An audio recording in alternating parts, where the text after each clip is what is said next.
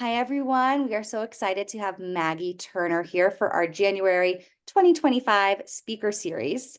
Formerly an early childhood teacher for 8 years and now a mom of two, Maggie is a certified pediatric sleep consultant here in Park City, Utah, and recently founded Crescent Peak Sleep.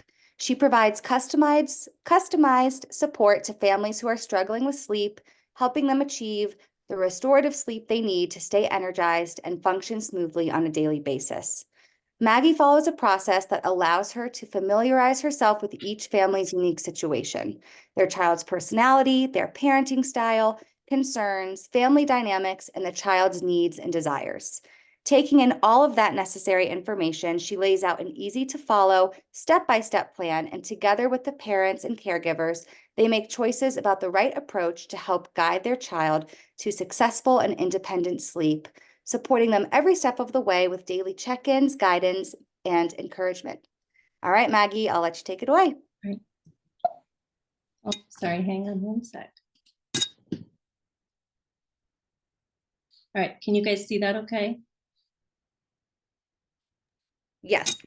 Okay, thank you, Kayla, and thanks for the opportunity to do this. I'm really excited to share some helpful tools and insights with all of you.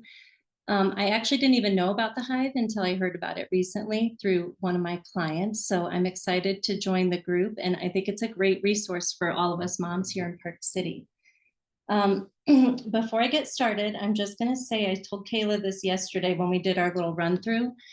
I do not like speaking to groups of adults. I'm used to speaking to children. So bear with me. I'm going to try to not like word vomit and stumble over my transitions and try to like pretend to be eloquent. I'll try my best to be smooth. I'm going to start by talking a little bit about why I got into sleep consulting. So it's because of these two right here. That's Louise, who's about to turn 5, and my son, Nick, who turned 2 in November. Before Louise was born, I kind of knew that I knew that I wanted to prioritize sleep for our family and for myself. And I didn't know anything about baby sleep. So I just started researching everything baby sleep. That's what I devoted a good chunk of my baby prep, parenting prep to. And I knew a lot was about to change, but I thought baby sleep was something that I could probably control as long as I did my research. So I quickly realized how little I knew about baby sleep. I didn't know about wake windows. I didn't know how much babies needed to eat, or like I didn't know that they didn't magically fall into perfect nap schedules. So the more I read, the more I soaked it all up. And by the time she arrived, I was ready to put it into practice, and fortunately was able to set a really good sleep foundation for her. Then fast forward to Nicholas, and I was excited to try it again, knowing that he would probably be a very different baby, very different personality. And he is. He has challenged me in some very different ways from Louise, but I had success with him too. And they are both now healthy, happy sleepers. He actually started sleeping through the night on his own around 4 months because I had already laid some of those things in place that I knew would help shape good habits. So I found a lot of joy in helping them establish healthy sleep habits. And then I found myself giving advice to friends over the last few years. And when it came time to look for jobs again, I wasn't finding anything I was passionate about.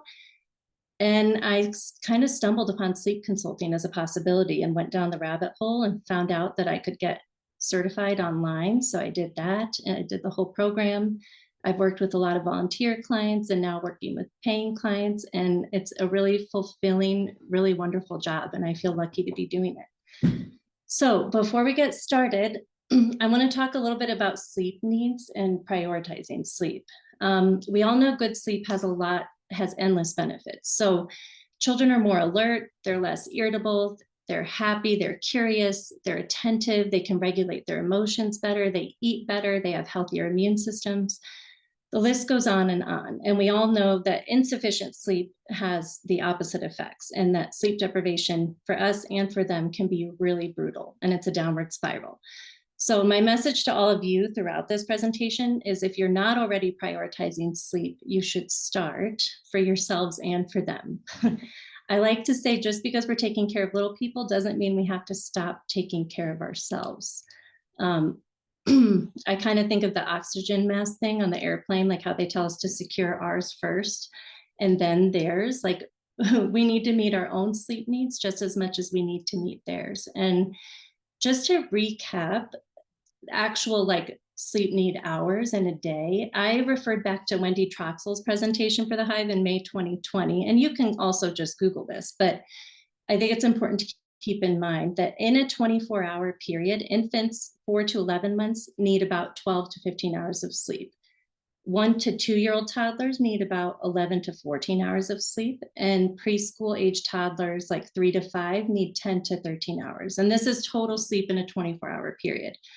So we're talking like 10 to 11 hours overnight and maybe a 1 to 2 hour nap. So if you think about it, 2 to 5-year-olds, their time asleep equals their time awake. And by school age, sleep occupies about 40% of their 24-hour day.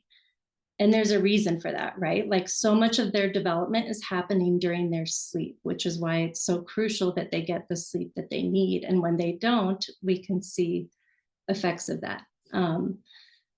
So just keep that in mind. I also want to address the sensitivity around this topic. I know that, sorry, one sec, I lost myself.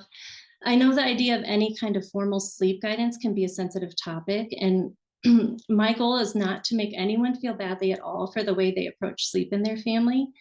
If you've decided to co-sleep and that's working for you and you're doing it safely, then by all means continue to do so. The topics I'm going to cover tonight pertain more to families who have decided they want their children to sleep independently. That's not to say if you're co-sleeping, there's nothing here for you. There's obviously still information that's going to help you. But I think there are a lot of misconceptions out there about the idea of sleep training, which is why I don't like that word. I think a lot of people hear that and just assume cry it out, and it's not cry it out. My goal is to talk about things we can do to support healthy, independent sleep early on in a positive, nurturing way, so that our children can get the sleep they need to grow and thrive. All right, so we're going to get started, and I'll review quickly the topics. The topics we're going to cover here are based on the survey I sent out. I'm going to try my best to touch on everything and be informative, but each of these topics could realistically take up an entire presentation on their own. So we're going to have time for Q&A at the end, but just keep in mind that a lot of the answers to sleep-related questions will vary depending on each child's unique personality and situation, which is why if and when you work with me, we'll go through an extensive process up front in order for me to get familiar with your situation and all the nuances. I'll answer questions at the end as best I can, but some will definitely require more background info, in which case I'm more than happy to set up a call or we can email and figure that out. Okay, so we're going to talk about laying healthy sleep foundations early. I'll do a brief overview of nap schedules and transitions. That's nap transitions and a few other big transitions. I'll touch a little bit on sleep guidance, AKA training. We'll talk about my favorite topic, toddlers, setting and holding firm but loving boundaries around sleep. And then I'll talk a little bit about some common challenges, such as short and inconsistent naps, early wake-ups, and overnight wakes. All right, so establishing early, healthy, and positive sleep routines. Truthfully, you can start working on this right from the beginning. Those first 6 weeks, and I'm sorry if some of you know this, it's kind of hard not knowing what everybody already knows, and there's a lot of resources out there nowadays, like taking care of babies. So I'm kind of just assuming that we're starting from the beginning, but I promise there will still be helpful information for everybody. Okay, sorry. Those first 6 weeks, newborns naturally sleep a lot, but there's still a lot of things you can do to shape good habits, and that will help tremendously with later transitions. You can start by clearing up that day and night confusion. So make daytime more engaging and interesting. That means like when they are awake, try to get outside, try to be active on their play mats, like don't put them in devices too much. Their daytime naps, especially those first 6 weeks, can occur wherever convenient, and it doesn't matter if it's dark.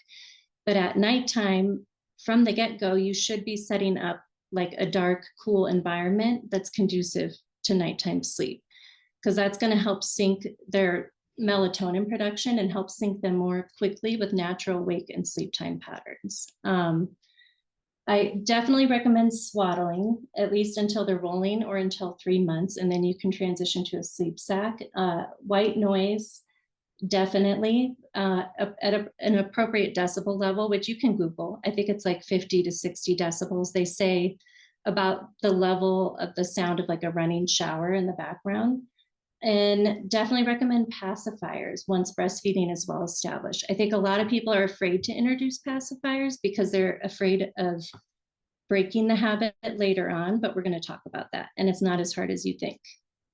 Nicholas was not a pacifier baby, but I forced the issue and tried different ones until he took one, because I really do think they help with sleep, especially once they learn how to replace it themselves. Okay, aim from the beginning for 1 to 2 crib or bassinet naps per day. So contact naps, like the one Nicholas is taking in that photo, are snuggly and wonderful. And yes, you can hold your baby for naps. But if you only do contact naps all the time, then it's going to be a really hard habit to break later on. So try to lay them down for 1 to 2 crib or bassinet naps per day. And if you can do the crib in their room, that's even better, because that's going to slowly acclimate them to their sleep environment for when you do eventually do a formal sleep guidance process. Around 6 to 8 weeks old, which might be earlier than you think, you should start moving towards a solid feeding schedule and start striving for appropriate nap times. Like start watching for sleepy cues, watch their wake windows, and encourage naps around the appropriate time. Before I started researching sleep, prior to having Louise, I just thought that newborns would always go back to sleep whenever they were tired. And that's not the case. They do reach a point quickly where you need to help set the stage for them to go back to sleep, or they will get overtired. And then that witching hour that always comes around is going to be even harder. Okay, and then 6 to 8 weeks, I'd say around 8 weeks, is also a prime time to introduce sleep routines, which we're going to talk about in a second. So when I'm talking about a feeding and nap schedule, and we'll get into more detail about this in a second, I'm kind of talking about following that eat, play, sleep pattern that you've probably heard about. So you want to focus on establishing full feeds versus snacking or nursing to sleep. For example, by 4.5 months, you could aim for 5 full feeds, 3 hours apart. The feeds should be happening upon waking. So when they're waking up in the morning, when they wake up from naps, and then the last feed is the only one that occurs right before sleep, which would be the one that's close to bedtime. And then if they're having full feeds during the day, you're not going to question if they're hungry overnight. And if they can go 3 hours between feedings during the day, then that means overnight they can go 3 hours between feedings, which is important to keep in mind. Because if they wake up like an hour after they go to sleep, you're not going to be thinking, oh man, are they hungry again? You're going to say, no, I know they can go at least 3 hours between feeds, and you can help them get back to sleep and extend that sleep. So I also mentioned setting up a routine. Around 8 weeks is a really good time to introduce a wind down routine. So babies and toddlers thrive on consistency and predictability. You're going to hear me say that over and over again. So I'm sorry if I sound like a broken record. But as early as 8 weeks, I would set up a simple routine before laying them down for naps and bedtime. They're going to quickly start to recognize the routine. It's going to become familiar, and it's going to cue their body and brain for sleep, letting them know that sleep is coming. The routine can be as simple as dimming the lights in a quiet room, do the diaper change. You can sing a song while you're changing the diaper. I like to narrate what I'm doing, put them in their swaddle or their sleep sack, sit in the rocking chair, read a super simple book. We used to read Eric Carle, Brown Bear, Brown Bear, and then turn the sound machine on, turn the lights out, sing a song, and put them down. And you're putting them down awake. So this routine should only take 5 minutes, give or take. And the nice thing about having a simple but consistent routine is that any caregivers can put your baby down. So your husband, I'm counting him as a caregiver, that's not always true, but your husband can put the baby down, grandparents can put the baby down, au pair, nanny, babysitter, whoever, as long as they all follow the routine. It doesn't have to be the same book or the same song every time, but it should be following the same steps every time. And that repetition creates comfort and predictability for the baby. The key is, if you're laying them down in the crib or the bassinet after this routine, you have to put them down awake, even if they're not super drowsy. And so I had somebody ask, like, awake, put them down drowsy, but awake, how's this possible? They're not always going to be drowsy. But if you're following like proper wake windows and you have a good routine in place, they will fall asleep when they're ready. And that's a skill that's going to benefit them tremendously as they continue to grow. If they fuss while they're going to sleep, try your best to comfort them without picking them up at first, because you do want them to learn to self-soothe versus you having to rock or hold or sing them back to sleep. And this is something you can start really early. Like I said, in the beginning, you're only putting them in the crib or bassinet for 1 or 2 naps a day. If you want the other naps to still be contact naps, that's fine. But when you are laying them down, try doing the routine, try letting them put themselves to sleep. And always incorporate some wait time. Like, don't just rush to them the second they start fussing, because that doesn't always mean something's wrong. That just means they're trying to figure it out. And sometimes they need space and time to figure it out. If you are putting them in their crib or bassinet around 3 or 4 months, they do start to become a lot more aware of their surroundings and reach a point where they're not just going to nap anywhere. So for those crib or bassinet naps, I would make sure the environment is conducive to sleep. And if you can get them in the nursery, like I said, that would be even better, because then you're going to slowly acclimate them to their own room, even if it's just 1 nap a day in the nursery. When I say environment should be conducive to sleep, I mean, it should be dark, cool. There should be white noise continuously running throughout the whole sleep time. There shouldn't be disruptions, right? And don't underestimate the value of spending time in a baby's sleep environment to help it become a safe and comfortable space in which they feel happy and secure. With both of my babies, even before they began sleeping in their own room, we would spend a lot of time playing on the floor, reading books in there, just so they get to know this space. Because you don't want to one day willy-nilly move them to their room for sleep training, and then all of a sudden they're in this dark, vast room that they've never been in before, and they only associate it with going to sleep alone, right? That's a little scary. But if it's a room where they have positive associations, it's going to feel a lot different. And that's the same for toddlers too. Even if you're like moving them to a new room when they're 2 years old, you better spend some time in that room and give them some ownership over that space before you transition them to that space.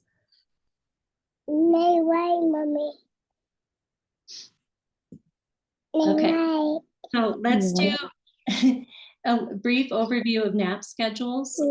I want you to keep in mind that these awake times and naps are averages. Babies are not robots, as we all know, and this is not going to be exact. Also, when we're talking about naps and schedules, I know this is a lot harder when there are older sibling schedules to contend with. I've experienced this myself. My advice there is to try for a solid home nap when possible. And if you're on the go, encourage sorry, 1 second. I'm going to text Marissa to tell her to mute her microphone. Oh, she just did. Okay, sorry. If you're on the go, encourage naps around the normal expected time to ensure that you don't end up with an overtired baby, because that's just a downward spiral where it gets even harder to put them down. If you do have to be on the go and they have only gotten like 1 good nap a day and all the other ones have been outdoors or in the, like in the stroller, in the car seat, then move up bedtime like 30 minutes or so and try to make up for it the next day and get back on track, because life and schedules are going to happen. They're not always going to be exact. And if your child is well rested in general, they're going to be more adaptable when things do go off track. And it takes like 3 days and 3 nights to establish a new bad habit. So when you set up an ideal schedule, have it as a goal in mind, but know that once it's well established, it's okay to stray sometimes. Like we like to go on vacations with our kids. We went to Europe last summer. We like to take them camping, and schedules definitely get thrown off when you're on those trips. But if they have a good foundation, it's really easy to get back on track when you're back at home. Okay, so when we're looking at the naps and the awake times and numbers of naps, when you're creating a schedule for your baby, and I know these days you can just Google and you'll find like Huckleberry schedules and stuff, but that might not always suit exactly like your situation. If you're creating your own schedule, work with a 12-hour window. So what that means is you're striving for the same wake up time every day. Let's say it's 7 a.m. And then 12 hours from them would be bedtime. So 7 p.m. And you're aiming for 12 hours of sleep, 7 p.m. to 7 a.m. So you're working within that 12-hour window. And within that, you're going to plug in nap times and appropriate awake times and feedings. And you're going to spread those feedings out and make sure they're getting full feeds 3 to 4 hours apart. Again, you don't want them snacking because then you never know if they're full or not. And you're always going to question whether or not they're hungry. And you don't want them nursing to sleep because that's a really hard habit to break. You want them eating when they wake up from naps. So plug in everything. And if you go by these, some people like to go by wake windows and some people like to make like a set schedule. You can do whatever works for you. But no matter what you do, you should be striving for the same wake up time every morning, even if that means you're waking them up. And this is like within 15 minutes, right? Like if your goal is 7 a.m. and they sleep till 6:45, that's good enough. Strive for the same wake up time and the same morning nap time. So a good rule of thumb is 6 months and under, that first nap can start an hour and a half after waking. It sounds like a short wake window for those babies who are like 5 or 6 months old, but most babies are ready for the nap at that time. Like the morning nap can happen early, and then you can plug in your other naps after that. And if you're consistent with their schedule, it's just going to help sync their body clock and cue them for sleep, and they will adjust. Another good rule of thumb is when they're on 2 or more naps a day, try not to let a single nap go over 2 hours because that might throw off the schedule and the feeding. So cap a nap at 2 hours. And if you ever need to shorten a nap, once they're on 2 to 3 naps, you want to make it the first one because you're always going to want that second nap to be the longest of the day because that's going to help later on when you transition to 1 nap. So like if they used to have a 2-hour morning nap and the second nap was an hour, if you can, try to cap the morning nap at an hour, hour and a half, so that the second nap becomes a longer one, because that will help you a lot later on. Okay, nap transitions. I always get questions about these from clients. My best advice is 1, don't overthink them. And 2, try not to push these transitions before the baby's actually ready. Because there is a typical age range when these transitions happen. And there are like exceptions to that rule, right? Like a baby who might be ready to drop to 1 nap at 12 months versus 15 months, but that's pretty rare. So for 4 to 3 naps and 3 to 2 naps, when you notice signs that baby's ready, these 2 transitions can be done cold turkey.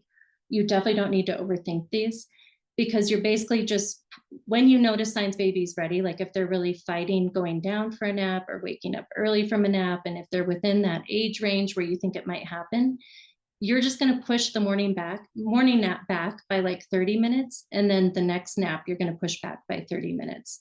And then that means bedtime will fall a little bit earlier.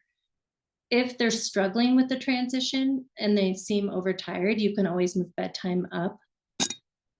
Moving bedtime up is almost never going to make them wake up earlier in the morning. It usually has the opposite effect. So I wouldn't worry too much about that.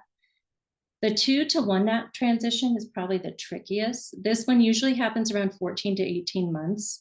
That's a big window. It's most commonly around 15 to 16 months. And my best advice is don't rush it. When you do make this transition, aim for up to a 3-hour nap, but somewhere in the range of 2 to 3 hours. And definitely, again, I'll reiterate, while you're making this transition, this one takes longer. Be patient and know that you might have to move bedtime up to prevent them from going to bed overtired, because when they go to bed overtired, there's going to be more overnight wakes. It's also going to be harder for them to settle. As you're transitioning to 1 nap, the goal time for that nap is like an hour before when the second nap would normally occur. So if they were taking their second nap at 1 every day, then a goal for the 1 nap would be noon, and noon to 2 or noon to 3. But it's going to be really hard in the beginning to stretch that morning wake window that long when they've been used to getting a nap at like 9 a.m. So what I always did was try to stretch them to like 11 a.m. and we'd do really fun stuff or try new foods, go out for walks, as long as they're not going to fall asleep in the stroller. And try to stretch them to at least 11 a.m. in the beginning. And as they adjust to a longer wake window in the morning, you can slowly start pushing that back to like noon when they're ready for the full transition to one nap. And they may not sleep a full 2 to 3 hours in the beginning. They might just sleep an hour and a half because that's the length of nap they're used to. But you'll do everything you can to keep them in the crib until the desired length of the nap time, until 2 to 3 hours. And there are ways you can do that. Or they might just hang out in their crib awake, and that's fine too. They're still getting rest and quiet time. 1 to none, dropping the nap. I think a lot of people jump the gun on this one. Wait until you have to, because most kids could still use the nap until 4 or 5 year old, until they're 4 or 5 years old, even if they try to fight it. If you're consistent with their routine and you hold firm boundaries around this nap time, you can keep the nap time until 4 or 5 years old. But if you're like me and you had to drop it early because of school, you can find other ways to incorporate some quiet time or downtime into your day. So on the weekends, after Louise had to drop her nap for school, we would still have quiet time in her room at the beginning. And sometimes she would still fall asleep in her bed, which was totally fine. But the key to quiet time is you've got to set clear expectations and rules around that so they know what to expect. And then while they're dropping the nap, like all other nap transitions, just be really mindful of an appropriate bedtime, because you may need to move it up or you're going to have a really tired, cranky toddler who's fighting bedtime more than they used to. Other big transitions, going from the bassinet to a crib in their own room. I always did this transition pretty early with my kids because I had trouble with them sleeping in my room. But a lot of people like to wait until 6 months because that's what the AAP recommends. When you're making this transition, just prior to the move, make sure they've at least had some naps in the crib in their own room. Make sure the crib is safe. Follow the AAP guidelines for crib safety, for sleep safety. You can find those a link to those on my website. And just make sure the room in the crib is a happy, familiar place for them. Like I said, make sure you've spent time in there outside of just sleep time so that they have positive associations with that space. And they're not just associating it with the place where they go to sleep by themselves in a dark room. Keep using white noise. Make sure you've got a good monitor ready. Make sure the room is dark and cool. And if you're still doing overnight feeds when you move them, make sure everything you need is easily accessible. I say this so that you're not like rummaging around in the middle of the night when you're doing an overnight feed. Like you should have diapers ready if you have to do a diaper change. You should have like a low red light, not a bright lamp that you're turning on when you're feeding them. You shouldn't be, like watching Grey's Anatomy on your phone while you're feeding the baby. You want to keep it low light, low stimulation, have everything at the ready that you need. So just set the room up before you make that transition. Dropping the passy. Okay, dropping the passy, a lot of people like try to think of ways to draw this process out, which is just frustrating your toddler probably. I recommend doing that transition cold turkey. Like read a couple books beforehand to talk about it. If this is an older toddler who's verbal, toddlers need a lot of prep. So, and I do have some books listed in the resources section on my website that are helpful for this. We read one called Rosemary the Pacifier Fairy. It's not like the most high quality book, but it got the job done. So you want to let the child know when this is going to happen. You want to prep them. You want to talk about it. If you're using a pacifier fairy type thing, then when you take the pacifiers, we called them bubbas. When we took the bubba, we replaced it with a special levy. And then we had a big celebration. We gave Louise a lot of praise when she got rid of it. And we did it during nap time because we didn't want to do it at bedtime because we just thought that she would go to bed in tears. She still cried that night, but because she had already gotten over the hump during the day, she kind of knew what was coming and she had already slept once without them. So she did cry at bedtime, but the tears didn't last too long. And she might have cried a little bit the second night. And then by the third night, I feel like they were forgotten already. So it's dropping the passy cold turkey is a lot easier than you think. Okay, the biggest transition, I think, is the crib to big kid bed. And you'll hear me say this again later, but one of the biggest, most common mistakes is moving your toddler out of the crib too soon.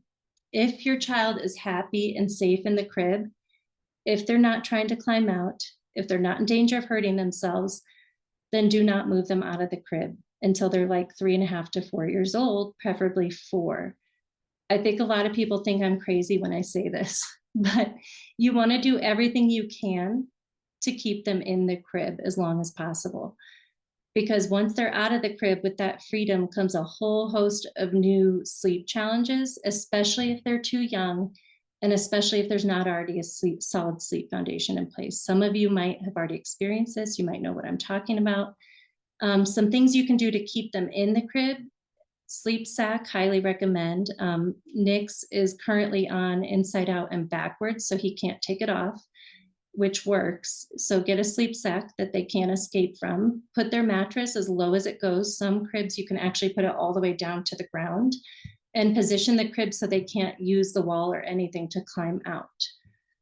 When the time does come to move them out of the crib, it's really important that you treat the whole room as a crib and prep them as much as you can. Just like everything toddler, you've got to prep them. So you want to talk about this transition, read books about it. Again, I have books on my website about this. Let them be involved in the process. Like, let them pick special sheets for their bed, set really clear expectations. And I said, treat the room as a crib. What I mean by this is the crib is like a completely safe space for a baby and toddler, right? But if you're then giving a 2.5-year-old access to an entire bedroom, you need to treat that bedroom like a crib. Like, you need to make sure outlets are covered, especially if this is a mischievous toddler who could get into trouble. Cover the outlets, make sure there's not hanging cords, make sure that if there are shelves that could easily tip, make sure they're anchored to the wall. And the other thing I would do is make sure that the door is secure from the get-go, so that leaving the room is not an option. Like, a 2.5-year-old was not allowed to get out of their crib.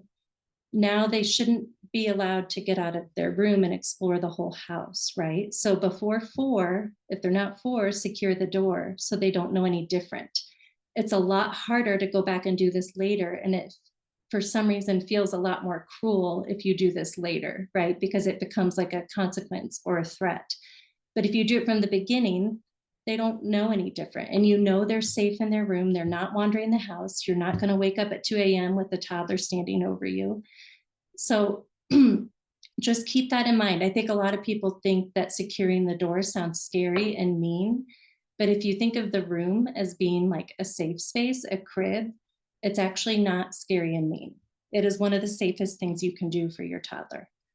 If you've already passed this point and they're leaving the room at night, without me knowing all the background info, the simplest strategy I can tell you is to keep walking them back to bed with little to no interaction. Any interaction to them is incentive to do it again. So if they come to you in the middle of the night, you're going to say, I love you, but it's time to go back to sleep. And you walk them back to their room. Or you don't have to say anything. You can just walk them straight back to bed and lay them down and leave. They might keep doing it, but if they realize they're getting nothing out of it, then they'll eventually stop. Okay. So sleep guidance. One piece of advice, I have it there at the top, is exude confidence. If you are confident, your baby's going to be more confident, or your toddler's going to be more confident. If you are anxious, they're going to feel that, and they're going to be anxious and uneasy. And remember that teaching independent sleep skills is something you're doing for your baby, not to your baby. When can you start? So I think other sleep consultants have differing perspectives on this, but in general, most would say around 4 months or 12 pounds, assuming baby is healthy and growing as expected.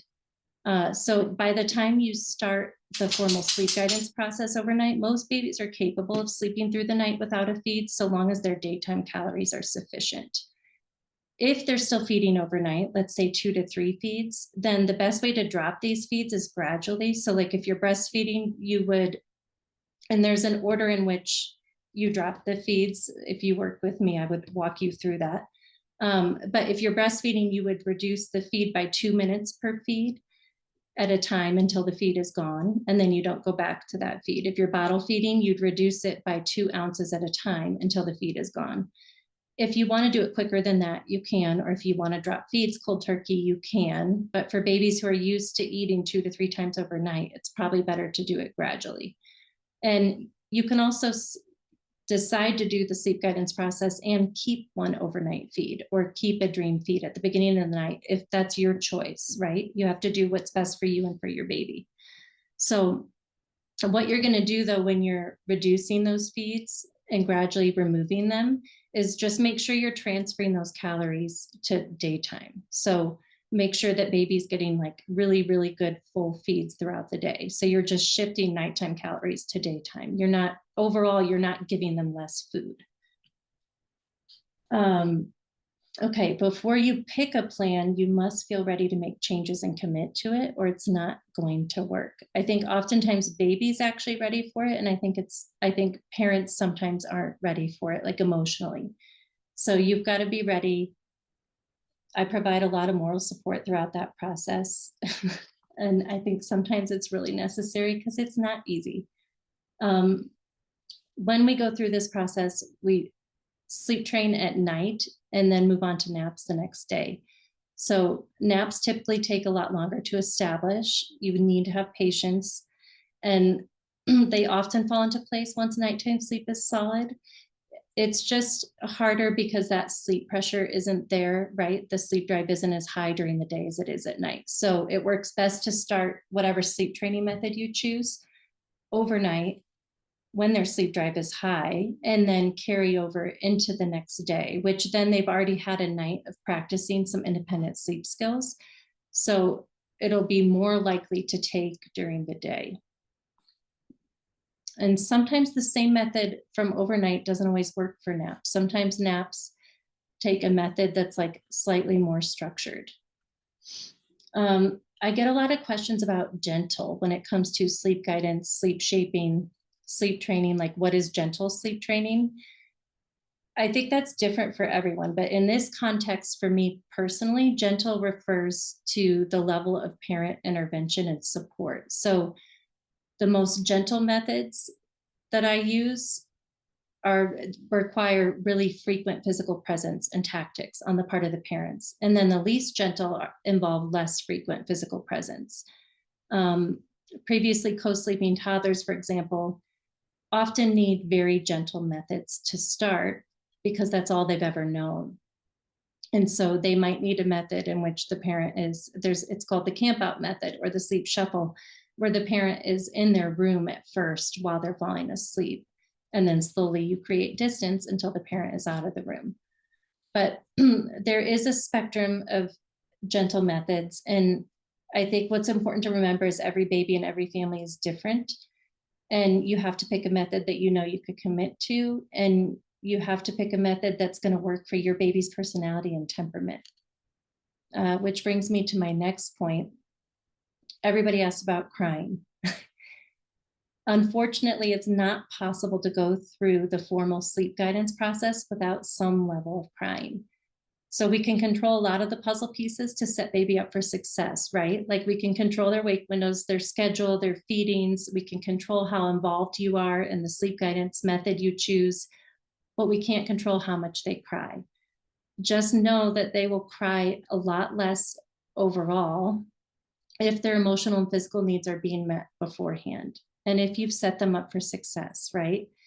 So if they will cry less if you're setting up good habits early versus breaking bad habits later on with a toddler, which again, doing this with a toddler, it's totally possible. And I have done it with a 3.5-year-old co-sleeping toddler. But this process takes a lot longer with toddlers than it does with babies. Babies are quick learners and they're more capable than we think. The other thing I'm going to add that may sound a little harsh is when you're doing this process for your baby, you kind of need to put their needs ahead of your feelings. So I think a lot of times our feelings about this make us more uncomfortable than them. But we have to remember they can't learn new skills if we don't give them the space and the time they need to practice. And we can't always jump in to fix things for them because then they're going to continue to look externally for assistance. And I like to equate it to like watching your 3-year-old try to zipper their jacket or button their shirt. It might be really frustrating, especially if you're late trying to get out the door. But if you don't give them that extra 30 seconds and you do it for them, then they're never going to learn, right? They have to struggle a little bit to learn, and they have to experience what success feels like. Learning new skills is really hard and takes time, and sleep is no different for them, but they can do it if you give them the chance to.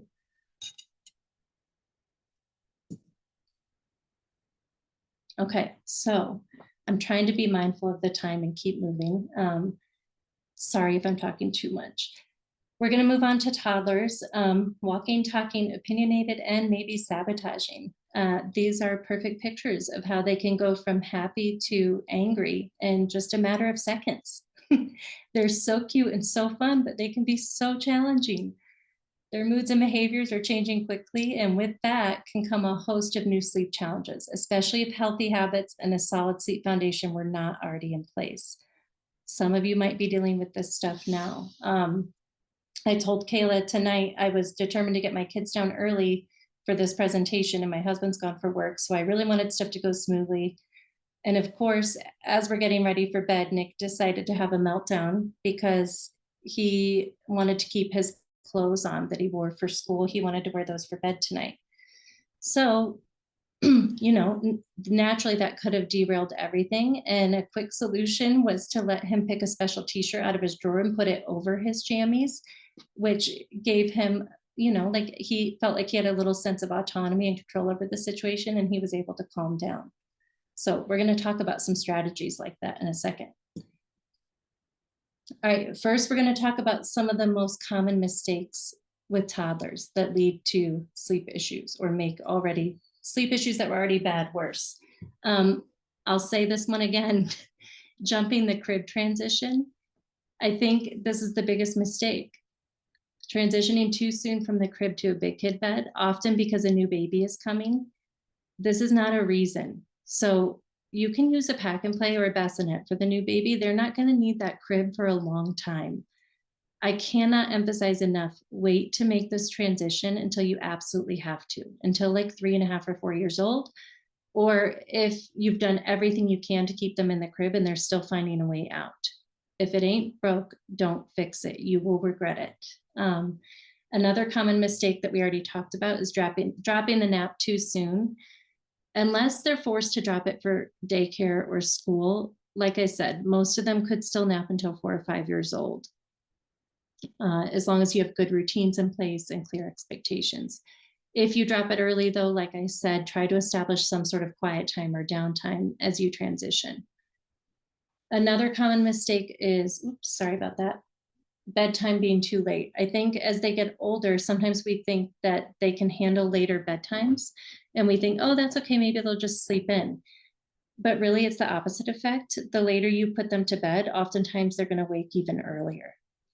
So don't make the mistake of making bedtime too late.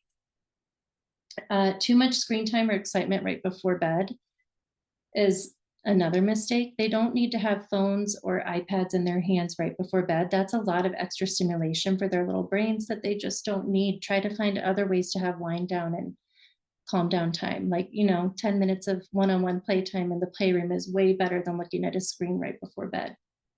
And then last but not least, we're probably all familiar with this, all of us who have toddlers. Don't enter into negotiations, whatever you do. That's where the lines get blurred, and that's where meltdowns happen. Stick to the routine no matter what. That's a picture of Nick trying to wear ski boots to bed the other night. That was where we had to draw the line. There was no way he was going to wear those ski boots to bed, and it did cause a little meltdown. But guess what? They get over it. Once you start that comforting routine that they're so familiar with, they realize they're on the road to bedtime, and they can get over those things. All right, so let's say you have an ideal routine established for your toddler, but then little by little, that 15 to 20 minute bedtime routine, which is what it should be, becomes 30 to 45 minutes because they decided they need to go poop again, or they asked for a snack, or they begged for one more book, or they asked you about being scared of the dark, or they forgot a stuffy in the other room. The list goes on and on and on, right? As we know, they're going to push every boundary as they learn limits, especially when it comes to sleep. So, how can we set them up for success and set ourselves up for success besides giving them a good sleep foundation in the first place? Uh, Number one is they should feel secure and content in their sleep environment from an early age. We talked about this already a few times. It starts when they're babies. And if they move rooms, you kind of got to start it all over again. Give them some ownership over their space. Like if they are moving into a new room or something, or if you do transition them to a bed, ask them, how can we make your bed or your room feel cozier for you? Like, do you want to put something special up on the wall? Or if they bring up being scared of the dark, there does come a point where you can introduce a nightlight and they can help you pick it out. But it should be like a low non-stimulating light or a red light or one set to a timer. Louise has one that projects moon and stars on the ceiling at the beginning of the night, and that one times out after 30 minutes and doesn't go back on, but it gives her comfort as she's going to sleep. And then overnight, she just has like a very low red nightlight. But yeah, little things you can do to make them feel comfortable in their space are really important, including having playtime in there, right? They should play in there. It's not just for sleep. As much as possible, their routine, especially in the evenings, should remain consistent and predictable. And it should always, their bedtime routine should always take place in the bedroom, right? So, what does a toddler routine look like? It's similar to a baby's routine with modifications, and it really shouldn't be more than 15 to 20 minutes. It's like go potty, put on pajamas, brush teeth, read a book or two, whatever you decide that number of books is, snuggle, sing a special song, turn on the sound machine, turn out the lights, and put them to bed.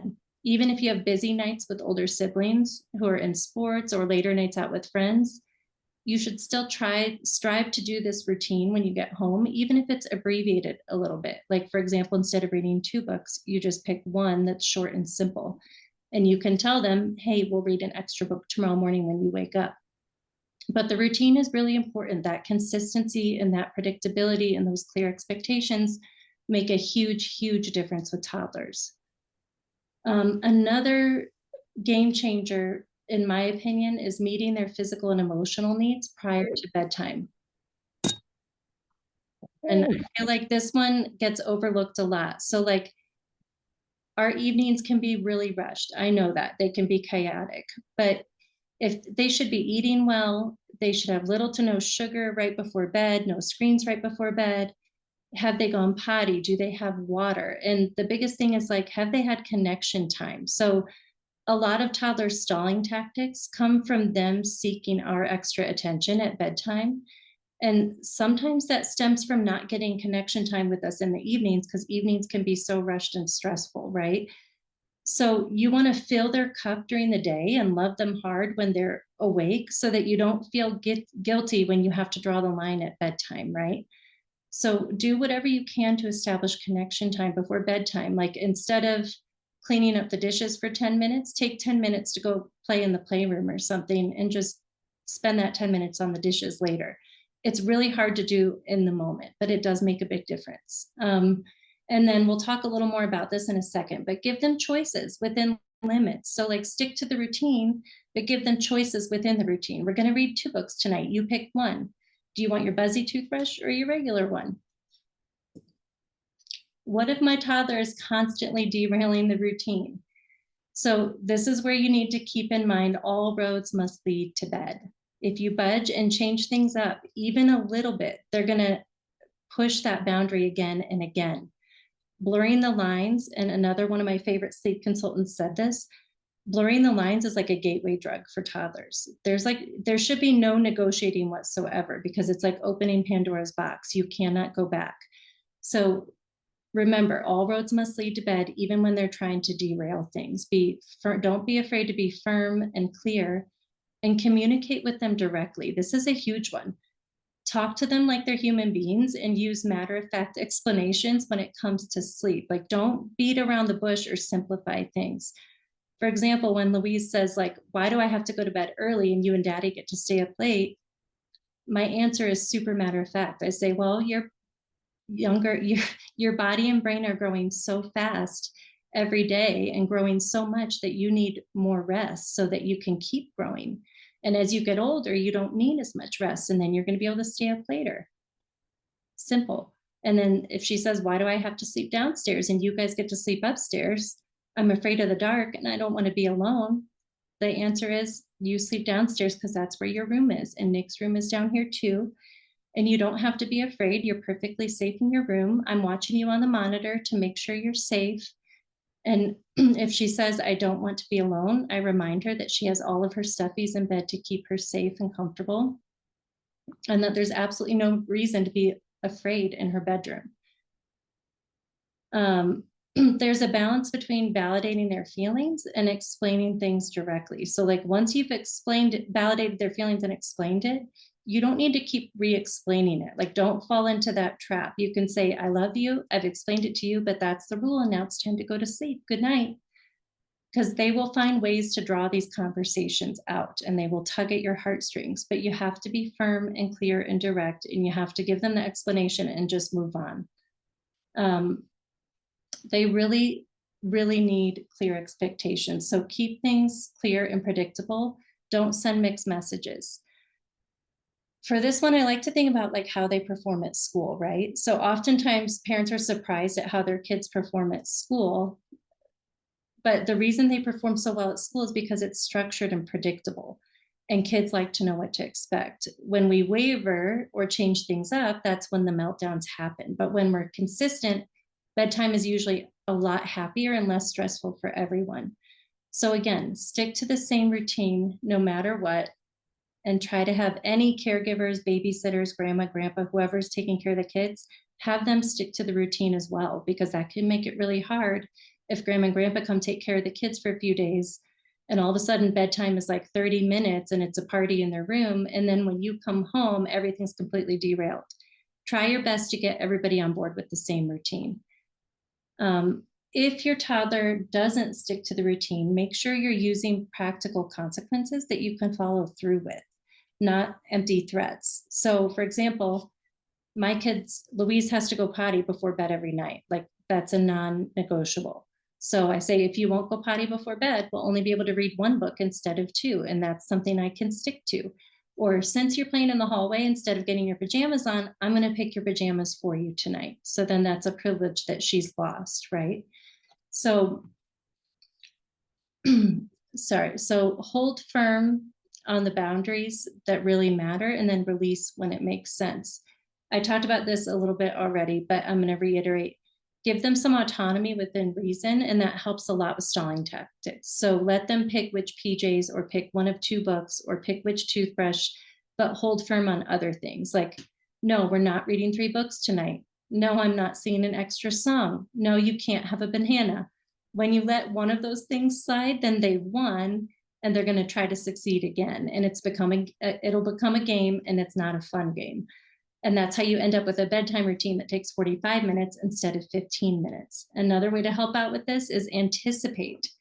So like with all things toddlers, anticipate what things they might ask for, right? Think about this ahead of time. You know your toddler. Will they ask for more water? Make sure they've got a full water bottle. Are they going to try to say they're hungry? Again, make sure their physical needs have been met prior to bedtime. Make sure you've offered them plenty of opportunities to eat before bed. And you can say, I gave you one last chance to eat before the kitchen closed and you didn't want it, so you can eat a big breakfast tomorrow instead. Will they say they need to poop again? So this is a thing for kids who are potty trained overnight. They will use this, right? I recommend, if they're little and if they've recently potty trained, I recommend putting their training potty in their room, because hopefully they're secured in their room and they don't have to leave. If they have to get up and go potty, you can say, well, your little potty's right there. And again, that's something you can coach them on, right? You can put their little potty in their room and teach them how to use it overnight. You can leave a flashlight next to it and some toilet paper, some hand sanitizer, whatever you feel like they might need, so that, again, that can't become another stall tactic, right? We're meeting all of their physical and emotional needs prior to bedtime, so they have nothing to stall with. And then don't underestimate pride and praise. Those can go a long way. You don't need like reward charts or candy rewards. You don't need to bribe them. Pride and praise can go a really long way. Like, wow, I didn't know you could put on your pajamas that quickly. That was amazing. I'm so impressed. Or you stayed in bed all night like such a big kid. Do you feel proud? Your brain is going to grow so much because you're getting such good rest. Like, really blow it out of proportion. Make them feel special. Make them feel like they did a good job sleeping, so they'll do it again and again. All right, I'm gonna move on. If the wheels have already fallen off, how to reset. So for younger toddlers who aren't quite as verbal, if you feel like the wheels have fallen off, I would just reintroduce a simplified bedtime routine and be really, really consistent and make sure they're not going to bed overtired. Look at their schedule. Like if they've had a rough nap, if they didn't have a nap, like if you suspect they're overtired, move bedtime up by 30 minutes. It won't cause them to wake earlier. If anything, it'll help them sleep later. For older toddlers and preschoolers, again, prep, prep, prep, like involve them in making a plan for a new big kid bedtime routine. You can make cue cards, you can draw pictures, you can make a chart, hype it up and make it sound really exciting. Like your job is to become an amazing sleeper. Keep the routine short and simple, but incorporate connection time, whatever that looks like. Review the plan with them and the routine, and even role play it before you start using the new plan. And in that plan, for toddlers, especially, I would include an overnight wake plan. So talk to them about waking up overnight and normalize it, because toddlers will wake up overnight. We all wake up overnight. The key is, do they know how to get themselves back to sleep, and are they comfortable in their space, right? Talk to them, say, I wake up during the night too. Why don't we make a plan for the steps you should take if you wake up overnight? Make it simple and help them do it the first few times if you need to until they learn. So an example of an overnight wake plan would be like, when you wake up, take a drink of water, hug your stuffy, pull the covers up and get cozy, and then think about 3 things that you're hoping to do tomorrow. Think about 3 things you're excited about at school tomorrow. Or you can use a mindful mantra. This has helped Louise before. I gave her this mantra that I heard somewhere that she repeats to herself: rest is okay, sleep will come when I'm ready. Rest is okay, sleep will come when I'm ready. And that's helped her fall back asleep. That actually helps me fall back asleep if I wake up during the night. It sounds silly, but these little tricks work. And you can give them strategies to help them fall asleep too. Like some kids may say, Mommy, I'm having trouble going to sleep at night. I can't calm my body down. Think of simple little tricks you can give them to help calm their body down, right? One example that I like that I've used is like, use your stuffies in bed and create a story using your stuffies as the characters, or put on a little puppet show. Anything they can do to entertain themselves in bed and stay happy independently of needing your support is a good strategy. But again, keep it simple, don't complicate it too much. And all of this should be talked about. Oh, sorry, hang on one sec. All of this should be talked about ahead of time. Yes, you can sleep train toddlers. Toddlers, like we said, are trickier, but there are lots of strategies you can use to sleep train toddlers, and the approaches are more gradual. It's a gradual release. It takes longer. It can be harder because they tug at your heartstrings and they're more verbal, but it is definitely possible to like re-sleep train toddlers. It is easiest if they're still in the crib. Once they're out of the crib, or if they're 4 years and older, then you're looking at sort of a different animal, but it's definitely possible. So don't feel discouraged. If they voice fears about the dark or being alone, like with a lot of these things, I'm going to suggest reading about it together. There's so many good books out there. I have just a few of them listed on my website, but reading books with them about these things opens up the dialogue. And when they talk about it, they start to feel better about it. Okay, sorry, I'm going to try to speed things up. I'm not very good at that. One second. Okay, common challenges: short and inconsistent naps. This is a big one. It happens to everyone, especially with young babies who are still learning how to roll their sleep cycles over from one to the next. My first question, if you're having short and inconsistent naps with a young baby, is are they being put down awake? So they might not always seem drowsy, but if their wake windows are age appropriate and they're well fed, don't let that stop you from putting them down awake. You don't want to fall into the habit of rocking and nursing them to sleep, especially if they were previously going to sleep on their own. So try to be consistent with putting them down awake and only respond when you have to. If they're just playing or fussing, let them figure it out and help their body adjust. If they're like distressed crying, then of course you can check in and console them.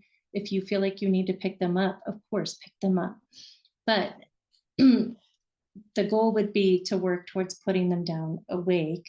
That's going to solve a lot of your short nap problems, because the problem is when you're putting them down already asleep, like if you're going to hold them and then, so like, sorry, I'm going to backtrack a little bit. You can hold them to comfort them, but when you put them back down, they shouldn't already be asleep, because that's what's going to cause a problem later. When they do wake up, if they've been transferred to sleep, then they're going to wake up and be scared because they fell asleep in your arms and now they're waking up in the crib and they're going to be like, well, where's my mom? Right? So the more you can put them back down awake, the better. Sorry, I lost track. 1 second. If you're rolling out hunger as the cause, consider the baby's age, development, and wake windows. Make sure the wake windows are appropriate and make sure baby's not going down overtired. And make sure that the nap routine is still consistent no matter who's putting baby to sleep. If the routine's changed up, that also could be a cause for short or inconsistent naps or fighting the nap. What's happening when baby wakes after 35 to 40 minutes? So how are they acting and how are you responding? Try not to rescue every short nap, because then it becomes an expectation and a new habit, right? So I'll give you an example. There was sort of a transition period around 3 to 4 months when Nick had trouble extending his naps. And I would occasionally go into his room and hold him to lengthen the nap just to help his body adjust.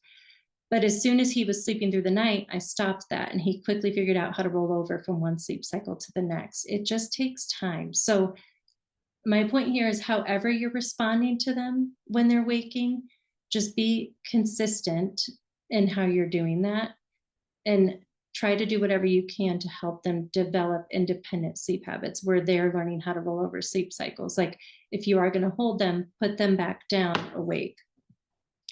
Don't just hold them and then transfer them asleep. Like I said before, sorry, I'm getting tired and repetitive. Again, check and make sure their environment's conducive to sleep, right? So like by 4 or 5 months old, they should probably be napping in a dark room for nap with white noise without disruptions. Like they do reach that age, like I said at the beginning, where they can't just sleep anywhere. And then you've really got kind of like two options with these inconsistent naps. You can wait it out and see if they go back to sleep. Sometimes they'll just play in their crib and they won't go back to sleep, but they're still having like rest time. And that's a great independent sleep skill. Sometimes they might play for like 20 minutes and then go back to sleep. But again, if they're not like fussing loudly, you don't really need to go in, just let them be. Option 2 is soothe them without taking them out of the crib or bassinet, kind of like check-ins, like you would do if you were overnight sleep training. So when I say soothe them, I mean you could go in, you could pat them, you could shush them, you could help put their passy back in, anything you can do to help calm them down and help them fall back asleep without taking them out of the bassinet and holding them. All of those are going to help establish healthy habits. And still aim for your goal nap time, like still try to get them to be in the crib for that whole time. And even if they didn't get that desired amount of sleep, try your best to keep them awake until the next desired nap time. They're going to be tired, but you want to still try to keep them on schedule. And you may have to put them down a little early for that next nap. And then if you do, then try to keep them in the crib till the end of that desired nap time, because you don't want to throw off the whole schedule. If needed at the end of the day, like I've said again and again, you can always put them to bed early. That's not going to hurt anything. Just don't, with short and inconsistent naps, a lot of people make the mistake of like jumping the gun and making big schedule changes because they think that must mean they're ready for a transition. It doesn't always mean they're like ready to drop a nap. So check and make sure you're being consistent about their schedule and everything else that's in place before you assume that they're ready to drop a nap. I will say in general, when their routine is consistent and naps and nighttime sleep have been well established, it's a lot easier to spot red flags and know when they're ready to make a nap transition. Early wake ups and overnight wakes. This is a really big one. So just remember, a normal wake time for babies and toddlers is between 6 and 7 a.m. So anything before 6 a.m. is usually considered like an overnight wake, not an early morning wake. The first thing I go to when I hear about, or with my own kids or clients with early wake ups and overnight wakes, is I ask what's causing it? What could be causing it? So think, have there been disruptions to the normal routine or any big changes lately? Is potty training going on? Did they just start school? Did they just move to a new room? Look for anything that might be throwing them off before assuming that something's wrong or that something needs to change in their schedule. And then I consider developmental milestones, right? That could be causing a regression. So everybody's always worried about regressions. I will say regressions are temporary, but you usually do have to ride them out for up to a month, and you have to be really consistent with everything around sleep during a regression. Don't establish new bad habits or reestablish old bad habits during a regression. Like, don't just start going in again because of a new tooth, or don't reintroduce a feeding because of a growth spurt overnight. If your baby's already been going like a month or two without overnight feeds and all of a sudden they're awake at night, they're probably not awake because they're hungry. It could be a sleep regression. It's probably related to something developmental, because when they practice these new milestone skills that they're developing, it's often overnight. The thing is, if they have a really good sleep foundation, the regressions, you shouldn't have to intervene when they wake up during these regressions, right? Like Nick is the perfect example. Louise was never very affected by regressions, but Nick is always affected by regressions. Sometimes he'll be awake for weeks at a time between like 2 and 3 in the morning, or he'll wake up at 4:30 in the morning. But we never ever have had to go in his room once because he's happy as a clam in his crib. He's up chatting, he's playing with his stuffies, he's rolling around, he's having his own little party, and he doesn't need us to help him get back to sleep. He'll go back to sleep when he's ready. Okay, again, just be consistent no matter what. Even if you think it's a regression, try to stick to their normal sleep routines and their normal schedule. Very infrequently is the early wake up a result of getting too much sleep. Usually too much sleep would manifest differently, like you would see them having trouble falling asleep. And if that's the case, then you might need to make a slight schedule shift. 9 times out of 10, the early wakes are because the child is overtired. Overtired is a big one. If you think they might be overtired, don't be afraid to move bedtime up as much as a whole hour. Like if they go to bed at 7:30, you can try putting them to bed at 6:30. You can try putting them to bed at 7. And if they have a good sleep foundation, if they're not tired going to bed, it's not going to matter that much because they'll just roll around and play in their crib until they do fall asleep. It's not going to hurt anything. Okay. If you have a young baby and they've been waking up early in the morning consistently for like a couple weeks, it could be a habitual early morning wake time, especially if they've recently sleep trained and they were previously used to getting a feed in the morning or coming into mom and dad's bed in the morning. If it's a habitual early morning wake time, as a last resort to break this habit, there is something called the wake to sleep approach, which is where you would set an alarm for like 30 minutes before they've been stirring. And you would do something subtle, like over the monitor, for example. You could, if you have a microphone, make a little noise, something to make them stir, but not make them wake up. And you're trying to pull them out of that sleep cycle and restart a new one to extend their morning sleep. This approach is risky. It doesn't always work. You have to do it for like 3 to 5 days straight for it to really get well established and see if it's working. But it is something you can try if you suspect it's a habitual early morning waking. Okay, I'm sorry I went like 10 minutes over, and I will still stay for as many questions as you guys have. But the top tips overall throughout this presentation, in case you didn't already pick up on them: put baby down awake more often, allow wait time before responding to each and every noise, wait as long as possible to transition out of the crib, trust me on that one, Babies 12 months and under, establish a consistent feeding schedule with full feeds. Last but not least, you know this already, be consistent.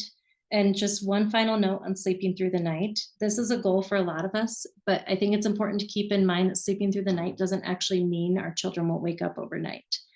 We're all human beings who move in and out of sleep cycles, and they're no different, right? They're learning and growing so quickly, and during different stages, they are going to wake up on and off during the night. So what we really mean when we say sleep through the night is, can they independently all night long stay in their crib or in their bed? And are they happy and secure enough in their own space that they know how to self-soothe and get themselves back to sleep?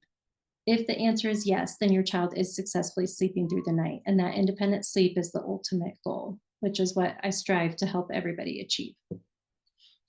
Okay, let's jump into Q&A. I'm really sorry that that was so long. Kayla, do you want me to answer? I had a few questions from people on the survey, or do you want me to answer live questions first? Great question. I think let's go ahead and go with people live in case it's getting late and they want to hop off. Okay.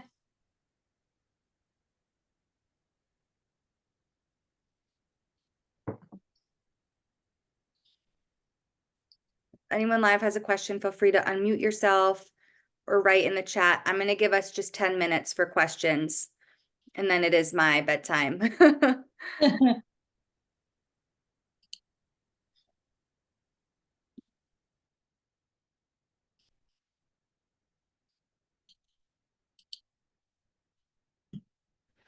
I have a question. Yeah, go Some for it. babies need just sort of in general less sleep than others. I ask because our daughter she's in daycare and she is really struggling to sleep at school. And so we've kind of been saving the day with, a longer contact nap when she gets home. But sometimes her longest amount of nap time during the day is 2 hours, for example. But she is sleeping great overnight, and we've kind of gone through this sleep training process recently, and like our focus was on nights. We've been less worried about naps, but like sometimes she's just not getting that much sleep during the day. Um, is that okay? Like, or should we I really? mean, so how old is she? She's 8 months. Okay. And she's getting how many naps during the day? 2. Okay. I would say if her night sleep is really solid, like is she Yeah. getting around 12 hours of sleep overnight? 11 to 12 hours. Yeah. Yeah. And if her demeanor during the day is fine, then I wouldn't change anything. Like you can't really, it's hard to control daycare and school naps, right? So I think that if she seems happy and she's getting the sleep she needs overnight and the sleep she needs overall in a 24-hour, it's one of those things where I wouldn't change it if it seems like it's working for you. She Okay. might be fine with those longer wake windows. And that, okay. And if she's okay, it's like nights not affected, like we're good. Yeah, like you would know if she was overtired, it would manifest during the night sleeps. Okay. Like if she's sleeping solidly overnight and she's happy during the day, I wouldn't be too worried about it. Okay, that's helpful. Thank you. Yeah.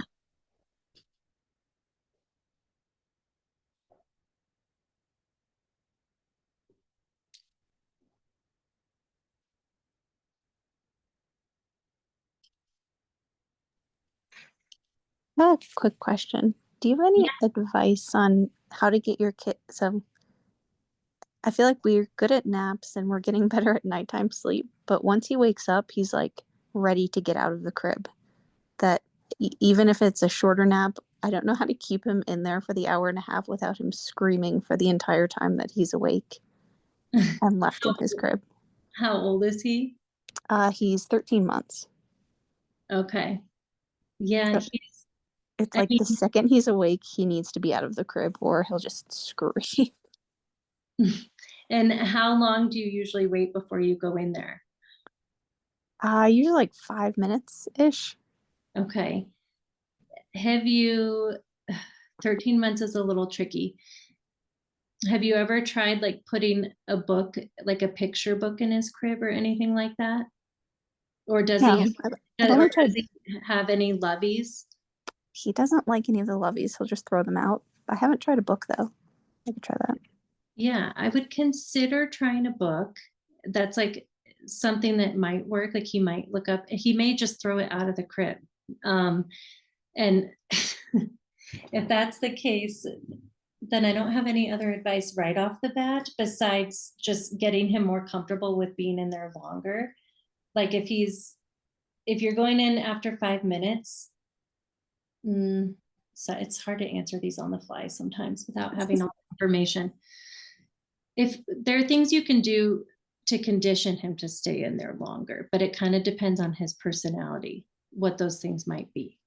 Sorry, that's not like a great answer, No, that's okay. That's helpful. but I'm always happy to Okay. chat on the phone about that too. Perfect. Thank you. Yeah.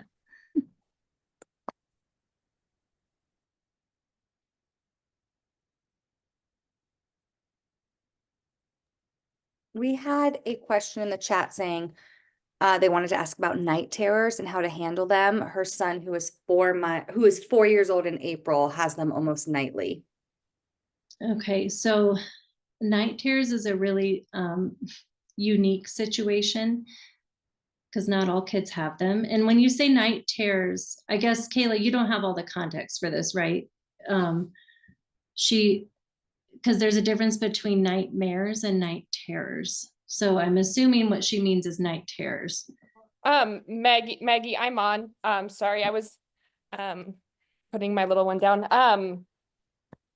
He wakes up in the middle of the night is what I think is waking up.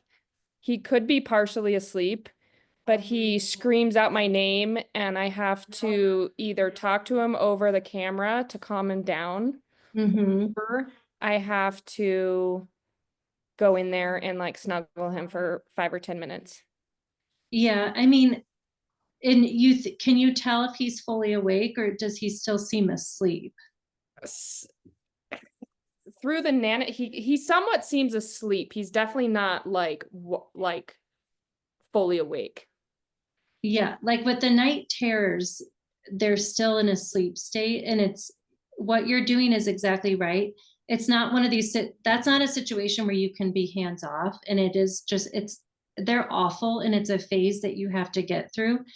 There aren't really any good strategies besides be consistent and go, you do have to go in and comfort them and calm them down and get them back to sleep. Sometimes if you can dig and see if there's something that they've been doing that's different that could be causing the night terrors. Yeah. Like, is he watching or seeing something that might have caused them? Did he read a book that might have caused them? And try to eliminate anything that could have been causing them. But short of that, there's not much you can do until it like passes. Because again, this isn't one of those things where you can be hands off and just not go in, right? And because he's just gonna get more and more upset. So you're doing the right thing by comforting him. Do you have to like lay with him until he goes back to sleep? Sometimes the just talking over the camera works. Okay. Feels like comfort from my voice. Yeah.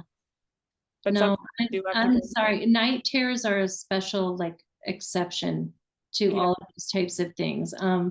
But they are usually just a developmental phase. It shouldn't be something that should last, forever. Got it. Well, that's good. Yeah. Okay.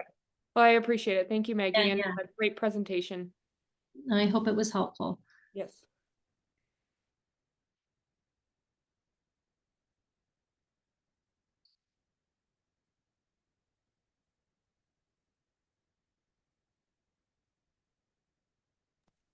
I've got a quick question. My son is 7.5 months old, and we've been pretty lucky to not have any major issues with sleep. Like typically, we put him down at 6:30, and he wakes up, or we wake him up around 6:30 a.m. How do you know if he's going through a sleep regression, or if it's due to like developmental milestones or like anything like that? Like the past week, he's kind of had a cold and he's been freaking out every time we place him down in the crib. and like won't self-soothe to go back to bed. Like we've been having to come into his room and everything and kind of soothe him, which is Mm. very atypical for him.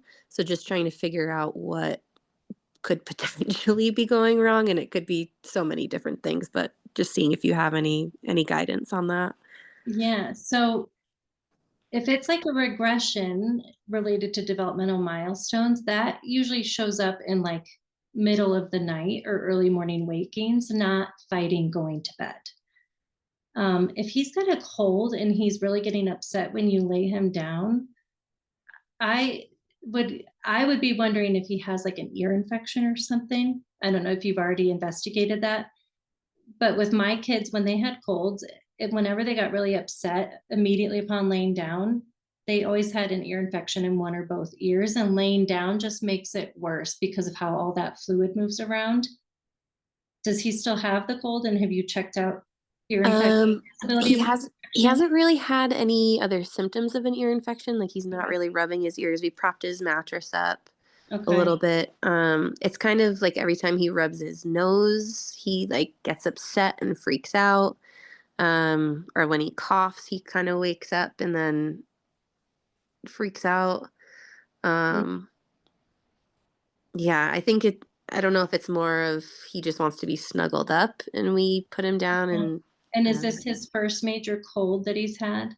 Yeah, I would say so. Yeah, I mean, I would chalk that up to that's not like a regression or being ready Okay. for a transition. Okay. It sounds like it's all related to his cold, unfortunately, which should pass, but it's also tricky because you're walking that fine line of like, I don't want to establish, crutches, like helping him fall asleep, but also when they're sick, I always make exceptions to the rule. Like they sometimes need those extra snuggles. Right.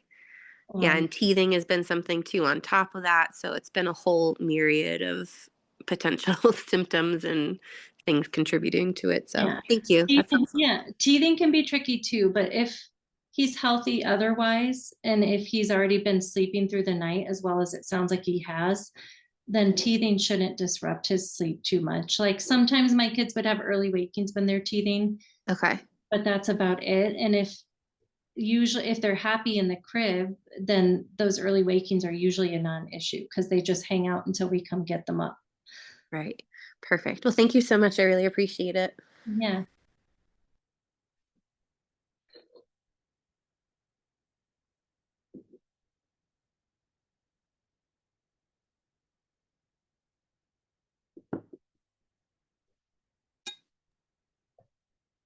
All right. Thank you so much, Maggie. This was unbelievably helpful. One of the most well-attended speaker series we've had, so I think we've all been looking for your guidance. I'm thinking I'll let you answer some of the survey questions. We can send it out in a follow-up email, if that works. Yeah, you want me to send the answers to those? Yeah, and you and I can work on that offline. But for now, I will go ahead and stop our recording. Yeah, thank you. And if anybody else has questions, don't hesitate to reach out. You can email me. We can set up a free 15-minute phone call. I'm happy to answer them. I hope it was helpful. I'm really sorry, you guys. It's hard to like adequately cover all of those topics without leaving things out. So I hope it was helpful. It was very helpful. Can you just repeat your business name for everyone where they can find you? Yeah, so it's Maggie@crescentpeaksleep.com is my email, and my business is Crescent Peak Sleep. Awesome. Thank you. Yeah, thank you, Kayla. Thanks so much for asking me to do this. And thank you, everybody, for attending.